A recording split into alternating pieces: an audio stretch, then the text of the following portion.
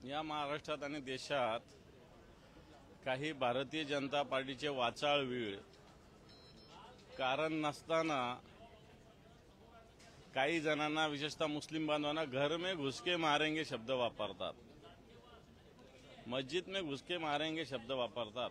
खरं तर तो दम त्यांच्यामध्ये नाहीये, नुसतेच वाचाळवीर येते। परंतु एकीकडे घर में घुस के बाटेंगे अशी सुद्धा पद्धत भारतीय जनता पार्टीने सुरू केली आहे। सौगाते मोदी खैराते मोदी म्हणेल मी त्याला, सौगातपेक्षा खैरात आहे। कारण सौगात ही अतिशय पवित्र मनाने स्वच्छ मनाने दिली जाते, यांचं मन स्वच्छ नाही आहे, त्यामुळे ही खैरात आहे खऱ्या अर्थानं। आणि म्हणून एकीकडे असं वागायचं आणि एकीकडे असं वागायचं, हा दुट्टप्पीपणा भारतीय जनता पार्टीचा आहे।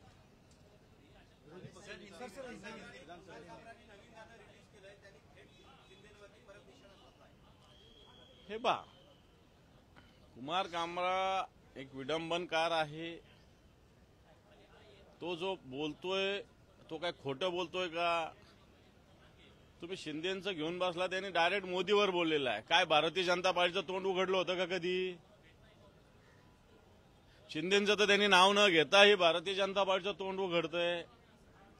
याच्यात मला असं वाटतं शिंदेपेक्षा कामरापेक्षा भारतीय जनता पार्टी शिंदेची बदनामी जास्त करते।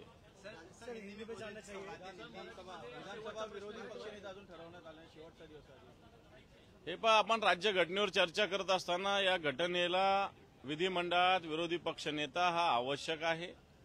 एक जनतेची बाजू, सरकारच्या ज्या काही चुका आहेत त्याच्यावर बोट ठेवणारा विरोधी पक्षनेता असतो। एकीकडे सरकार लोकशाहीच्या संविधानाच्या गप्पा मारतात आणि एकीकडे विरोधी पक्षनेता विधानसभेचं आधी म्हणायचे पत्र द्या पत्र द्या, आम्ही पत्र दिलं, आता 4 आठवडे होत आलेले आहे, परंतु याच्यावर निर्णय घेतलेला नाही। याचा अर्थ संविधान घटनेप्रती यांना किती प्रेम आहे। नियम कायदा काढला जाईल, दिल्लीची विधानसभा होती मागची, भारतीय जनता पार्टीचे फक्त 2-3 लोक होते, तरी दिल्लीच्या सरकारने त्यांना विरोधी पक्षनेता केलं होतं। हे लक्षात ठेवलं पाहिजे भारतीय जनता पार्टीनं। आणि म्हणून लोकशाही मूल्याची बूच भारतीय जनता पार्टीला राखत नाही, त्यांना गरज नाही, त्यांना त्यांची हुकुमशाही चालवायची। आणि म्हणून आतापर्यंत विरोधी पक्षनेता त्यांनी विधानसभेचा या महाराष्ट्राला दिलेला नाही। 20 दिवस काम चाललं, कुठे जनतेच्या प्रश्नांवर चर्चा झाली की केवळ आरोप प्रत्यारोपांच्या फैरीच झाल्या, काय वाटतं आपल्याला? खरं तर दुर्दैव या महाराष्ट्राचं, विरोधी पक्ष एखाद्या विषयावर सभागृह बंद पाडणं, विरोधी पक्षाच्या गदारोळावर सभागृह तहकूब होणं असं होतं। पहिल्यांदा सत्ताधारी पक्षाचेच लोक सभागृह तहकूब करायचे, सभागृह बंद पाडायचे, सभागृहाच्या वेलमध्ये यायचे। मला एवढं दुर्दैव महाराष्ट्राच्या इतिहासात लोकशाहीमध्ये झालेलं नाही। सत्ताधारी पक्षाच्या लोकांना बोलायची जास्त संधी द्यायची, सत्ताधारी पक्षाचेच लोक वेलमध्ये येणार, सत्ताधारी पक्षाचेच लोक गोंगाट करणार। इव्हन काही मंत्री दुसऱ्या मंत्र्याला प्रश्न विचारत होते सभागृहात। दुर्दैव आहे, आमच्या सभागृहामध्ये झिरवळ साहेब उत्तर देत असताना गिरीश महाजन हे मंत्री त्यांना प्रश्न विचारत होते। मला असं वाटतं हे नवीन पद्धती विधिमंडळाच्या संसदीय लोकशाहीच्या भारतीय जनता पार्टीनं सुरू केल्या की काय, अशा प्रकारची स्थिती या अधिवेशनाच्या निमित्तानं निर्माण झालेली आहे। हे अधिवेशन तब्बल 3 आठवड्यापेक्षा जास्त काळ चाललेलं आहे। आज अधिवेशनाचं सूप असतं, मात्र जे प्रश्न घेतले पाहिजे होते ते नाही घेतले, सामान्यांचे नाही, शेतकऱ्यांचे नाही, मात्र जे गरज नाही असे विषय आले। म्हणजे याला जेवढे सत्ताधारी जबाबदार आहेत तेवढे विरोधकही जबाबदार आहेत असं म्हटलं जात आहे।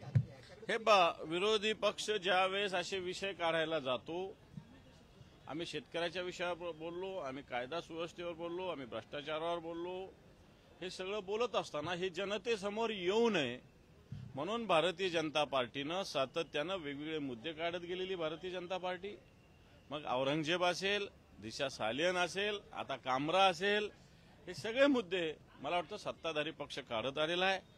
मूळ जे शेतकऱ्यांचे प्रश्न आहे, माता भगिनीच्या संरक्षणाचा प्रश्न आहे, या राज्याच्या विकासाचा प्रश्न सगळ्यात महत्वाचा आहे। बजेट असतानाही बजेटमध्ये नेमकं विकास काय साधला जाणार आहे याच्यावर कुठली चर्चा झाली नाही आणि याला जबाबदार सत्ताधारी पक्ष आहे।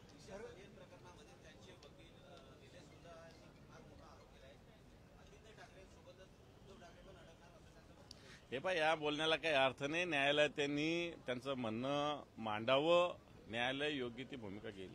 सर, हिंदी में जानना चाहेंगे, राहुल गांधी यूपी के चीफ मिनिस्टर योगी आदित्यनाथ का एक बयान है कि राहुल गांधी को उन्होंने नमूना कहा है, किस तरह से देखते हैं? जिस प्रकार महाराष्ट्र में और देश में भारतीय जनता पार्टी के लोग मुस्लिम भाइयों के खिलाफ बात करते हैं, घर में घुस के मारेंगे, अन्य चीजें कहते आ रहे हैं। अब भारतीय जनता पार्टी ने सौगाते मोदी नाम लेके घर में घुसेंगे के बदले में घर में बांटेंगे अशा प्रकारची भूमिका घेतलेली आहे, ऐसी प्रकार की भूमिका रखी है। और ये सब होते हुए जिस प्रकार भूमिका भारतीय जनता पार्टी, अभी ये तो सौगात नहीं है, ये तो खैरात है। सौगात तो अच्छी भावना से दी जाती है, इन्होंने पॉलिटिकल हेतु से ये सौगात देने का प्रयत्न कर रहे हैं, इसलिए ये खैरात है और भारतीय जनता पार्टी की वैचारिकता पे ये प्रश्न चिन्ह खड़ी करती है। इसी प्रकार राहुल गांधी इस देश के लोकसभा के लीडर ऑफ ऑपोजिशन है, उनके पार्टी के 100 से ज्यादा सांसद चुन के आए हैं, जनता के विषय वो उठाते हैं। उन्होंने भारत जोड़ो यात्रा जैसी यात्रा निकाल के भारत में, हिंदुस्तान में एक अलग वातावरण निर्माण किया है। और ऐसे लीडर को जिस प्रकार उत्तर प्रदेश के मुख्यमंत्री टिप्पणी की है, यह निंदनीय है। सर, योगी आदित्यनाथ कहते हैं कि सबसे ज्यादा सेफ्टी मुस्लिम यूपी में। अरे मुस्लिमों को तो गोली मारी जा रही है यूपी में, क्या सेफ्टी है? दबा के रख रहे हैं, जिस दिन उठेंगे ना तब समझेंगे।